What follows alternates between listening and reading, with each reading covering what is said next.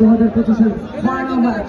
প্রধান অতিথি হিসেবে আসলে অলঙ্কৃত করেছেন, খেলোয়াড়দেরকে উৎসাহিত উদ্দীপ্ত করছেন এবং অনুপ্রাণিত করছেন জনাব খন্দকার আজিম আহমেদ এনডিসি বিভাগীয় কমিশনার, রাজশাহী বিভাগ বিশেষ অতিথি হিসেবে উপস্থিত রয়েছেন জনাব মোহাম্মদ ফারুক হোসেন, পুলিশ সুপার সিরাজগঞ্জ এবং সভাপতিত্ব করছেন জনাব মোহাম্মদ নজরুল ইসলাম, সুযোগ্য জেলা প্রশাসক সিরাজগঞ্জ।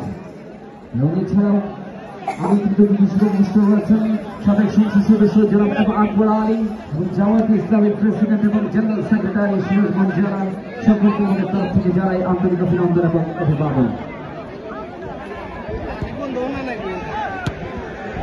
এবং জেলা বিএনপির সাধারণ সম্পাদক জনাব সাইদুর রহমান এবং বৈষম্য বিরোধী ছাত্র আন্দোলনের নেতৃবৃন্দ উপস্থিত রয়েছেন মঞ্চে। এবং কিন্তু ডাক না করে আমরা একটা আক্রমণে সেখানে কিন্তু সুযোগ দিতে পারলেন না, বর্ষা গেল গানের পায়, আবারও কিন্তু ছয় আসবে। টানটান উত্তেজনায় ভরপুর আক্রমণ এবং পাল্টা আক্রমণের মধ্য দিয়ে রচিত হচ্ছে আজকের ফাইনাল ম্যাচ। শৈল্পিক এবং ছন্দময় ফুটবলের এই চারণভূমি জেলা Sirajganj stadium DC court football tournament 2025 আঞ্চলিক ফাইনাল ম্যাচ। মুহুর আক্রমণ, দর্শকদের মধ্যে উল্লাস উচ্ছ্বাস, উন্মাদনার বহিঃপ্রকাশ আমরা লক্ষ্য করছি। মাথা থেকে জামালা ধানার খেলোয়াড়, ধানারি রিক্রুট সেখান থেকে দিয়ে দেন কর্পসের মধ্য দিয়ে ব্যাকপাস করল অংশ।